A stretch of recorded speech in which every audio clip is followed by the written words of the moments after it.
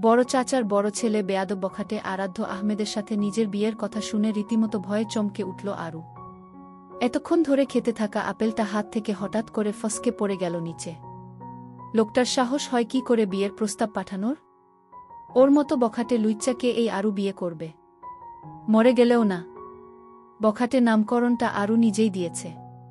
তার যথেষ্ট কারণ ও আছে। সবার কাছে এই লোক সাধু, শুধু আরুর বেলায় বখাটে। রোজ সপ্তাহে না হলেও মাসে একবার করে আরুর গালে থেরাপি পড়ে। এই থেরাপি সেই থেরাপি না। এটাকে ইংলিশে বলে স্ল্যাপ থেরাপি, যেটা খেয়ে গাল ব্যথা হয়ে থাকে। কোনো ছেলে বাঁকা চোখে তাকালো, কোনো ছেলে ফুল দিল, কোনো ছেলে কথা বলল, কোনো ছেলে প্রেমপত্র দিল। কেন এক্সামে মার্কস কম আসলো, এই সব কিছুর জন্য আরুকে থেরাপি খেতে হয়। লোকসমাগমে নয়, বরং চিপায় চাপায় একাকী পেলে ঠাস ঠাস বসায়। লোকসমাগমে দিলে তো সবাই তার আসল চেহারা চিনে ফেলবে। এমন ছেলেকে বিয়ে করে কি পার্মানেন্ট স্ল্যাপ থেরাপির রোগী হয়ে থাকবে নাকি? উহু, জীবনেও না। এই বিয়ের ঘোর বিরোধিতা করবে আরু। মায়ের পা ধরে কান্নাকাটি করবে। এতেও না হলে বিয়ে ভাঙার জন্য অনশন করবে। না খেয়ে শুটকি হবে, শরীরের চর্বি গলে যাবে, মুখের লাবণ্যময় চেহারার চাপাচুপা ভেঙে যাবে, তাতে রাজি আরু। তাই মনে মনে বিয়ে ভাঙার পণ নিয়ে আরু ফ্লোর থেকে আপেলটা তুলে টেবিলে রেখে হনহন করে মায়ের সামনে গিয়ে দাঁড়াল। তার মা কণা রান্নার জন্য সবজি কাটছে। রাগে তার শরীর জ্বলে যাচ্ছে।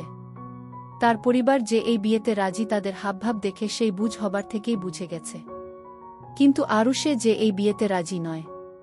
তাই রেগেই বলল, আমার অমতেই বিয়ে ঠিক করে ফেললে মা? একবারও আমার অনুমতি নিয়েছ তোমরা? কণা মেয়ের কথা শুনে মুচকি হাসল। বিয়ে এখনো ঠিক হয়নি আরু, সবে কথাবার্তা হচ্ছে। বিয়ে ঠিক হলে তোকে জানাতামই তো। কিসের বিয়ে ঠিক হু? কোনো বিয়ে টিয়ে ঠিক করবা না বলে রাখলাম।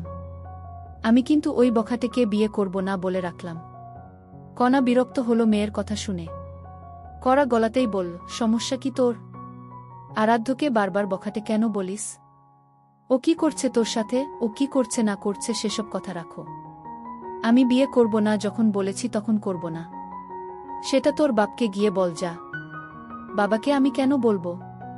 তুমি বলবে। আমি তো রাজি এ বিয়েতে। রাজি নস তুই? তো তুই গিয়ে তোর বাপকে বল। তুমি ভালো করেই জানো বাবা রাজি হবে না।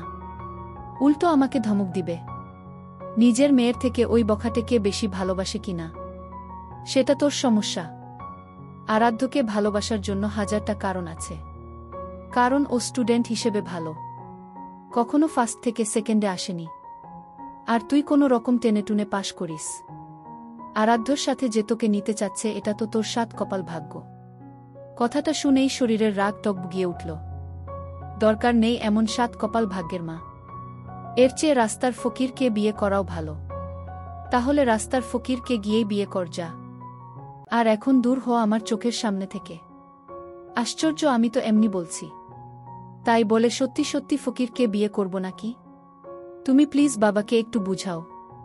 পৃথিবীতে তো আরও অনেক ছেলে আছে, তাদের দেখতে বলো না। আমার চোখে বিশ্বাস কর, আরাধ্য ছাড়া আর কোনো ভালো পাত্র নেই। তোর কাছে থাকলে তোর বাবাকে দেখিয়ে বল তুই তাকে বিয়ে করতে চাস। আমি মাঝে মধ্যে বুঝি না মা, আমি কি আসলে তোমাদের পেটের মেয়ে, নাকি আরাধ্য ভাই তোমাদের আপন ছেলে? একটুও সম্মান আমি পাই না তোমাদের কাছে। আমার মতামতের কোনো গুরুত্বই নেই। বাচ্চা কি এক্সচেঞ্জ করছিলা নাকি তোমরা? মুখের ডগায় থাকে আরাধ্য ভাই। কণা গরম খুন্তিটা নিয়ে পেছন ফিরল। ধমকে বলল, আর একটা আজেবাজে কথা বলবি তো তোর একদিন কি আমার একদিন আরু। যা রুমে যা। দেখ আয়ুষ কি করছে। আরু সহসা মায়ের পা ধরে বসে পড়ল। ভ্যা ভ্যা করে বলল, প্লিজ মা, আমারে আরাধ্য ভাইয়ের সাথে বিয়ে দিও না। আমারে কথায় কথায় অপমান করে, থাসটাস থেরাপিও দেয়।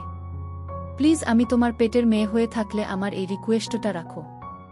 আমি এর বদলে তোমার সব কাজ করে দিব। কণা মেয়ের থেকে পা ছাড়িয়ে নিল। পা ধরে কান্নাকাটি করে লাভ নেই, বাবাকে গিয়ে বলো। আরু লাফ দিয়ে উঠে দাঁড়াল। আমি কিন্তু তাহলে অনশনে যাব বলে রাখলাম। জল অবধি খাবো না। মরে টরে গেলে এর জন্য দায়ী থাকবে কিন্তু তোমরা। ভেবে দেখো মেয়ে বড় নাকি বান্ধবীর ছেলে বড়? কণা কোনো উত্তর দিল না।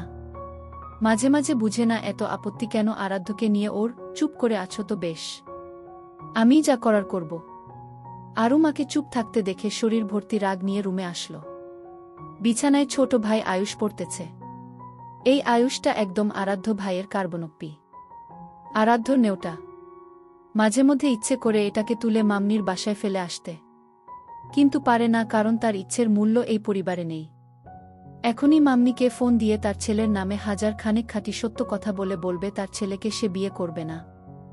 যেই ভাবা সেই কাজ। বিছানা থেকে ফোনটা নিয়ে মামনির ফোনে কল লাগালো। ওপাশ থেকে ফোন রিসিভ হতেই আরু গড়গড় করে বলতে লাগল, আচ্ছা মামনি, তুমিই বলো আমার কি বিয়ের বয়স হয়েছে? তোমার ছেলের সাথে আমার বিয়ে কিভাবে বলতে পারলে? তোমার ছেলে একটা লুইচ্চা মেয়েবাজ। তাকে বিয়ে করে আমি আমার সাধের জীবনটা নষ্ট করতে চাইব বলতো? আর তাছাড়া তোমার ছেলের সাথে আমার বনে না, আমরা কেউ কাউকে দেখতে পারি না। সেখানে বিয়ে হলে তার পরের দিনই আমাদের ডিভোর্স কনফার্ম হয়ে যাবে। আমার জীবন একটাই, তাই বিয়েও একটাই। তোমার ছেলেকে বিয়ে করে সেই জীবন নষ্ট করে ডিভোর্সের খাতায় নাম লেখাতে চাই না। এখন আবার বলো না যে সেজন্যই তো তোকে আরাধ্যর জন্য আনতে চাচ্ছি। একমাত্র তুই পারবি আমার ছেলেকে সঠিক পথে আনতে। দেখো মামনি, ছেলে তোমার ছেলেকে সঠিক পথে আনার দায়িত্বও তোমার, আমার নয়। ছেলেটা না হয় আমার মায়ের, কিন্তু স্বামী তো হব আমি তোর। তোরও তো কিছু দায়িত্ব থাকে। আফটার অল আমার ইজ্জত হরণকারী তুই। আমার ইজ্জত লুটে নিয়েছিলি ছোটবেলায়, মনে পড়ে? ভিডিওটা এখনও আছে, সয়ত্নে রেখে দিয়েছি। বিয়ে ভাঙার জন্য বেশি ভংচং করলে ভাইরাল করতে সময় লাগবে না। জোর করে আমার সাথে চিক বলতেও আমার লজ্জা লাগে এখন। তুই জানিস তোর দেওয়া সেই কলঙ্কের ভার এখনও আমি বয়ে বেড়াচ্ছি। তোর কি মনে হয় এটা জানার পর মেয়েরা আমাকে বিয়ে করবে? আরু হঠাৎ ফোনের উপাস থেকে মামনির বদলে আরাধ্যর গলার স্বর শুনতে পেয়ে ভরকে যায়। ভয়ে হাত ফসকে ফোন পড়ে যেতে নিলে কোনো রকমে ধরে ফেলে। আশ্চর্য, এতক্ষণ ধরে যার নামে বদনাম করল সেই শুনে ফেলল। এবার তো আরুকে সামনাসামনি পেলেই কাঁচা চিবিয়ে খাবে এই ছেলে। ভয়ে আমতা করে বলে, আরু আপনি? নাম্বারটা তো মামনির, তার ছেলে আমি, তার ফোনটা আমিও ধরতে পারি। অস্বাভাবিক তো কিছু নেই এতে। মাম্মিকে ফোনটা দিন। কেন আমার নামে উল্টাপাল্টা কথা বলে বিয়ে ভাঙবি? কখনই না। তোর বিয়ে আমাকেই করতে হবে। আমি আমার ইজ্জত হরণকারীকে এত সহজে ছেড়ে দিব না। ছোটবেলায় মনে ছিল না লুচি মেয়ে? আমার টাস্টসে লাল দুটো ঠোঁটকে ছি ছি ছি। আবার আমাকে লুইচ্চা বলিস? তুই নিজেই তো এক লুচি। কার সাথে কথা বলছিস আরাধ্য? কথাটা বলতে বলতে রুমের ভেতর ঢুকে আরাধ্যর মা সন্ধ্যা। আরাধ্য ফোনটা মায়ের হাতে ধরিয়ে দিয়ে বলল, তোমরা কিভাবে এমন অশিক্ষিত মেয়ের সাথে আমার বিয়ের কথাবার্তা বলতেছ মা? ধরো ফোন। এই মেয়ে আমাকে ফোন করে বিরক্ত করে ফেলতেছে। ফোন না ধরায় এখন তোমার ফোনে ফোন করে কিসব বলতেছে? বলতেছে আমি যদি তাকে বিয়ে না করি সে কচু গাছের সাথে ফাঁসি নিবে। আমি খাঁটি মুসলিম হয়ে তো আর একটা মেয়েকে এভাবে মৃত্যুর দিকে ধাবিত করতে পারি না। তাই বলেছি আমি ভেবে দেখব। এখন সে তাতেও রাজি নয়। তুমিই কথা বলো এই পাগল মেয়ের সাথে। ফোনের উপাস থেকে আরু আরাধ্যর কথা শুনে কথা বলার মতো ভাষা হারিয়ে ফেলল। আরাধ্য ভাই এসব কি বলল? সে কখন তাকে বিয়ে করার কথা বলল? উল্টো সে নিজেই তো ব্ল্যাকমেইল করল। রাগে লজ্জায় কান্না পেল আরুর। তাকে বিয়ে করার চেয়ে তো কচু গাছের সাথে ফাঁসি নেওয়াই উত্তম। আরু রেগে ফোন কেটে দিল। আরাধ্য আরুর ফোন কেটে দেওয়া দেখে বল, দেখছো ফোন কেটে দিচ্ছে বিচ্ছু মেয়ে। লজ্জা পেয়েছে হয়তো। মা বলছি তুমি কিন্তু দেরি করো না, কাজিন হিসেবে আমার তো একটা দায়িত্ব আছে আরুর কথা ভাবার। নিজের ইচ্ছেকে না হয় কুরবানি দিলাম আরুর জন্য। কারো প্রাণের চেয়ে আমার ইচ্ছে বড় হতে পারে না। আমি আমার জীবন আরুকে বিয়ে করে নষ্ট করে দিব, তবুও আরুকে তার নিজের জীবন কচু গাছের সাথে ফাঁসি নিয়ে নষ্ট করতে দিব না। পশ্চিমা আকাশে সূর্য ঢলে পড়েছে অনেক আগেই। জানার ধারে থাকা টেবিলটায় বসে আছে আরু। চারিদিকে আধার নেমে এসেছে। বাড়ির পেছনে থাকা জঙ্গল থেকে ঝিঙি পোকার ডাক ভেসে আসছে। রুমে কয়েল না ধরানোতে মশাও কামড়াচ্ছে। একটু পর পর পা নাড়িয়ে মশা তাড়াচ্ছে তো কখনো বই দিয়ে পায়ে বাতাস করছে। পড়াশোনায় মন বসছে না। এমনিতেই তো বসে না, এখন তো আরেক টেনশন মাথায় বিয়ে নিয়ে। কাল ভার্সিটি গিয়ে একটা বয়ফ্রেন্ড জুটাতে হবে। কপাল ও এমন দুর্ভাগা, আরুর একটা প্রেমও 2 দিনের বেশি টিকে না। এবার একটা প্রেম ঠিক করে সেদিনই ওই ছেলেকে বাবার সামনে এনে হাজির করে বলবে, বাবা আমরা একে অপরকে ভালোবাসি। আমি ওকে ছাড়া আর কাউকে বিয়ে করতে পারবো না। প্লিজ বাবা, তোমার কাছে নিশ্চয়ই তোমার মেয়ের সুখটাই সবার উপরে। নিশ্চয়ই তার বাবা তখন আর আরাধ্যর সাথে তার বিয়ে নিয়ে ভাববে না। রাজি হয়ে বলবে, আমার মেয়ের সুখই আমার সুখ। কথাটা মনে মনে ভেবেই খুশিতে হেসে উঠল আরু। এদিকে বাহিরে গাড়ির হর্নের আওয়াজ শুনে আরু বুঝল তার বাবা এসেছে। একটু পর নিশ্চয়ই তাকে খেতে ডাকবে। আর আরু যাবে না। ঢং দেখিয়ে বলবে খিদে নেই। তখন তার বাবা তার মাকে জিজ্ঞেস করবে ও খেতে আসলো না কেন। তখন তার মা বলবে আরু বিয়েতে রাজি নয়, সেজন্য অনশন করছে। কথাটা ভাবতেই আরেক দফা হেসে নিল আরু। ভাবনার মতোই কিছুক্ষণ পর আরুকে ডাকতে আসলো তার মা। আরু ও অ্যাটিটিউড দেখিয়ে বলল খাবে না, অনশন করবে। ব্যাস চলে গেল তার মা। আরু দরজার পাশে দাঁড়িয়ে কান পাতল তার বাবা জিজ্ঞেস করে কিনা। তার বাবা জিজ্ঞেস করল ঠিকই, কিন্তু তার মা আরুর ভাবনার মতন কিছুই বলল না। উল্টো বলল পেট ভরা হয়তো সেজন্য খাবে না। মুহূর্তে আরুর এক তৃতীয়াংশ কল্পনা ভেস্তে গেল। রেগে রুমে এসে টেবিলে বসল। একটু পর আরুর ভাই আয়ুষ ঠেকুর তুলতে তুলতে রুমে আসলো। হাতে তার ফোন। বিছানায় শুয়ে আয়ুষ তার পাত্তা না পাওয়া শখের নারী ওরফে আরাধ্যাকে ফোন করল। আয়ুষের থেকে 2.5 বছরের ছোট আরাধ্যা আরাধ্যর বোন। আরাধ্য অবশ্য আয়ুষকে পাত্তা দেয় না। এ নিয়ে বেচারা আয়ুষ মাঝে মধ্যে ডিপ্রেশনে চলে যায়। মাঝে মধ্যে আরাধ্যার ছবির দিকে তাকিয়ে প্রেমিকের ন্যায় ছলছল নয়নে বলে, কি করলে তোমার মন জয় করতে পারবো বলো প্রিয়তমা? আমি তোমার জন্য সব করতে পারি। তুমি যদি আকাশের চাঁদ চাও, আমি আকাশে উড়ে গিয়ে চাঁদ এনে দেব। যদি সূর্য চাও, তাও ধরে আনব। শুধু বলো, একবার বলো ভালোবাসো আমায়। তোমার মুখ থেকে ভালোবাসি শোনার অপেক্ষায় আমার মরণ সন্নিকটে এসে গেছে। আমি তোমার মুখে ভালোবাসি শব্দটা শুনেই মরণকে বরণ করতে চাই। আরোহা হয়ে শুনত আয়ুষের কথা। সিনেমাটিক ডায়লগ শিখে মোবাইল থেকে। ফোনের গ্যালারিটা ভরা আরাধ্যার ছবি আর ভালোবাসা উক্তি দিয়ে। বয়স কত হবে এই ছেলের? 1-2 বছর বয়স। আর এখনই প্রেম পীড়িত নিয়ে কান্নাকাটি করে। আরও দেখতে লাগল আয়ুষের কাণ্ড। আয়ুষ বিছানায় আয়েশ করে পায়ের উপর পা তুলে আতশোয়া হয়ে ফোন করল। আরাধ্যার ফোন নেই, যার জন্য ফোনটা আয়ুষ আরাধ্যকে করে। ওপাশ থেকে বোধহয় ফোন রিসিভ হল। আয়ুষ উৎফুল্ল হয়ে বল, hey bro, where is your pretty sister, please you take her your phone. I কথা উইথ ইউর সিস্টার। আরুর পেট ফেটে হাসি বেরিয়ে আসতে চাইল ভাইয়ের উল্টাপাল্টা ইংলিশ কথা শুনে। তবে মুখ চেপে আটকে রাখল। লাউড স্পিকার দেওয়া ফোনের উপাস থেকে আরাধ্যর হাসির শব্দ শোনা গেল। আয়ুষ আরাধ্যকে হাসতে দেখে বল, হোয়ার you are Hasi bro? Please take phone your sister. I কথা very important with Aradhya. Aradhya কোনোরকমে হাসি চেপে বল, ওটা টেক হবে না বোল্ড, ওটা গিভ হবে। আর আরাধ্যা বিজি, এখন কথা বলবে না। Busy? What? Why busy your বোন? হোয়াট ডু ইউর বোন? এ তুই বাংলায় কথা বল শালা। তোর ইংলিশ আমি বুঝি না। ওই তোর বোন কইরে, ইন ফ্রন্ট মাই। তোর সামনে। আরও নড়েচড়ে বসল। হু? তোর বোনকে বল তোর ভাষা ট্রান্সলেট করে দিতে। My sister is studying. Her hands no time my language translate you. তোর বোন পড়তেছে? সিরিয়াসলি? হ্যাঁ। তুমি তোমার বোনকে ফোনটা দাও ব্রো। তুই আগে তোর বোনকে ফোনটা দে। ফোন দিয়েছি আমি তোমাকে because I talking to Aradhya. আর তুমি টকিং করতে চাচ্ছ মাই সিস্টারের সাথে। আপু not talking to you. She ইশারায় সেইড মি। ভিডিও কল দে। আয়ুষ ফোন কেটে আয়না নিজেকে দেখে চুলটা ঠিক করল। টেবিল থেকে পাউডার নিয়ে মুখে লাগাল। আরাধ্য ভাই তাকে নিশ্চয়ই আরাধ্যাকে দেখাবে। বিছানায় বাবু হয়ে বসে ভিডিও কল দিল। ওপাশ থেকে আরাধ্য ফোন রিসিভ করল। মুহূর্তে সামনে ভেসে উঠল আরাধ্যা তার পাশের বাসার সিদ্দিকের সাথে হেসে হেসে কথা বলছে। আয়ুষের হাত চলে গেল বুকে, চোখ মুখ কুঁচকে আসল। বুকে হাত ঘষতে দেখে আরাধ্য জিজ্ঞেস করল, কিরে তোর আবার কি হলো ব্রো? আমার বুঝি হার্ট অ্যাটাক হবে? ইউর সিস্টার হোয়াই সিদ্দিকের সাথে? আমার বুকের ভেতর তোলপাড় হচ্ছে। কি স্যাড ব্যথা। এজন্যই বলেছিলাম ও বিজি। আসল ভালোবাসা এই দুনিয়া বুঝে না রে আয়ুষ। ব্রো আমার কান্না পাচ্ছে। আই কান্না now. Please you cut phone. I can't see is দৃশ্য। এই দৃশ্য দেখার আগে হোয়াই আই মরণ হল না। বিশ্বাস কর তোর আগে আমার মরণ হবে তোর এই ভুলভাল জাপানিজ ইংলিশ শুনে। প্লিজ এই ভুলভাল ইংরেজি বলিস না তোর বোনের মতো। তোর এই ভুলভাল ইংলিশের জন্যই আরাধ্য তোকে অ্যাকসেপ্ট করবে না দেখিস। আরু তেতে উঠল।